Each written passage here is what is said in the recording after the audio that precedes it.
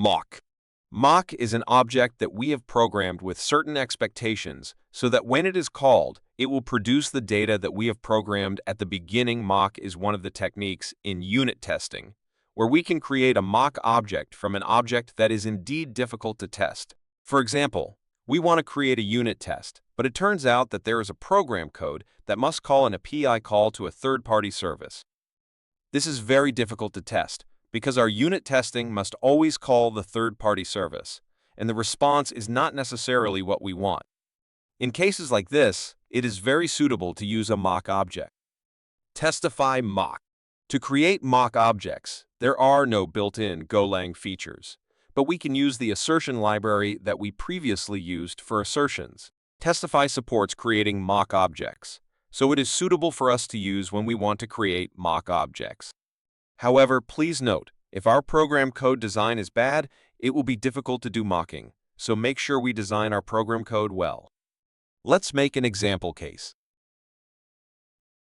Next, we will create mock tests, which are commonly used for testing APIs. We will create several test scenarios for retrieving book data by ID. First, we will create a model or entity called book. The book model or entity will have three attributes: ID, title, and author, all of which will be of string data type.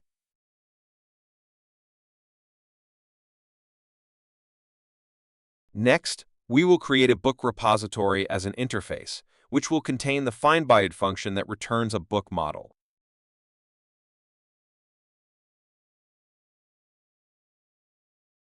We will then create another file to implement the previous interface and add the findByte function.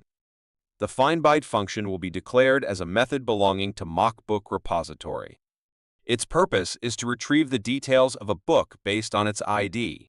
However, since this is a mock, the implementation will not perform an actual database search. Instead, it uses the m.called_id method from mock. Mock to record the function call and determine the mock response according to the test scenario. m.called_id is used to record that this function has been called with a specific argument. args.get0 returns the first value, in this case, the book object, that was set by the test when the mock call was made. If the return value is not nil, it is converted to the entity. Book type representing the actual book object. args.error1 returns the error set by the test. This is used either when a book is found with a nil error or if the book is not found with an appropriate error. Time to create tests.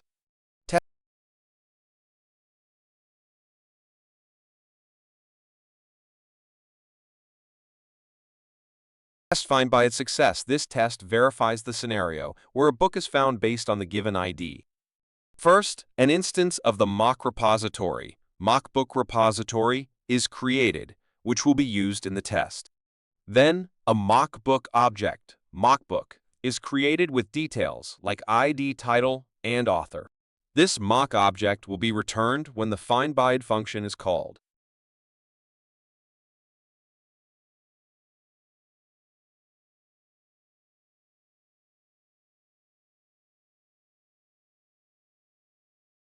Next, we define that when the findByte function is called with ID1, the mock will return the mock-book object and nil, indicating no error.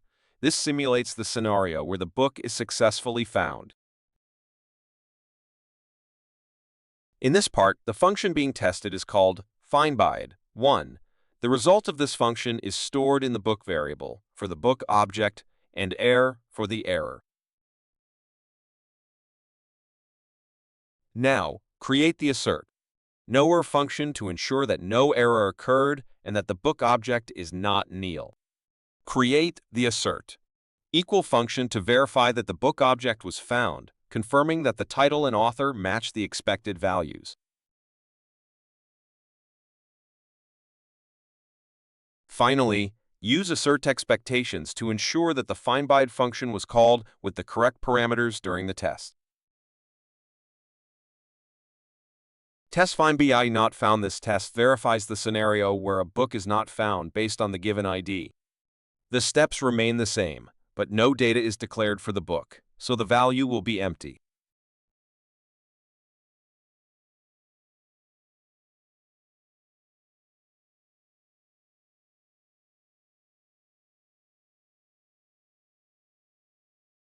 Once we run the tests, the results will show how the findByte function responds in two different situations.